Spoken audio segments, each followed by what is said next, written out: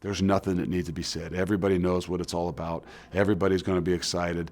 It's more about being able to get those guys to control the emotions. Our ultimate goal is to win a conference championship and then, playing a New Year's Six or the college playoffs. And I think, this is just one step in our way. Anytime you get two teams that are matched in the top 10, it's exciting. So we're up for the challenge, and I know they are too. They're excited. It'll be a great college football game. Sam, what's your read on the Fighting Irish so far? I've been excited. I've been really excited to watch their defense grow. So Marcus Freeman, he was the former defensive coordinator at Cincinnati. He led Cincinnati to a top 5 defense last year. Well, now that same Marcus Freeman is at Notre Dame. And Notre Dame started off a little bit sluggish defensively, but every single week they've gotten better. Going back to last week against Wisconsin, where we all saw the fourth quarter, all those pick sixes. It was fun to watch as a defensive-minded guy. So I'm excited to see that. But also, there's a guy on the other side of the ball by the name of Desmond Ridder. He's going to try to have to avoid throwing picks to that guy, Kyle Hamilton, and that Notre Dame defense. Desmond Ridder can flat out play.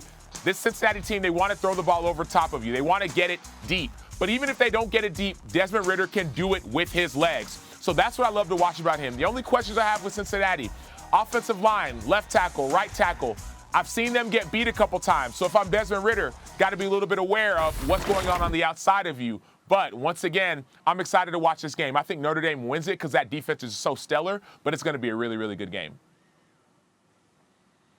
Sam, Ridder is going to have an excellent game and really his first of the year and just having an excellent game where he's taking the top off using his legs. As you mentioned, a guy you want to avoid, Kyle Hamilton. He's going to be a top 10 pick in the NFL draft. He's the best safety in the country. Kyle Hamilton can hurt you so many different ways. And then you look at the offense for Notre Dame. Lost 4 offensive line to the NFL. Lost their quarterback that have been there for so long.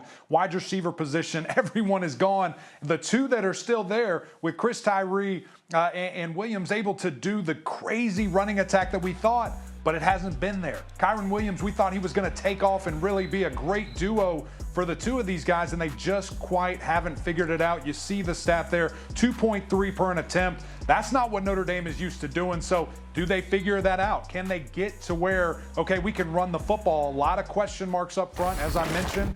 Those guys are not used to this type of ball. It's going to be a very interesting matchup, especially against this Cincinnati defense that wants to get after you.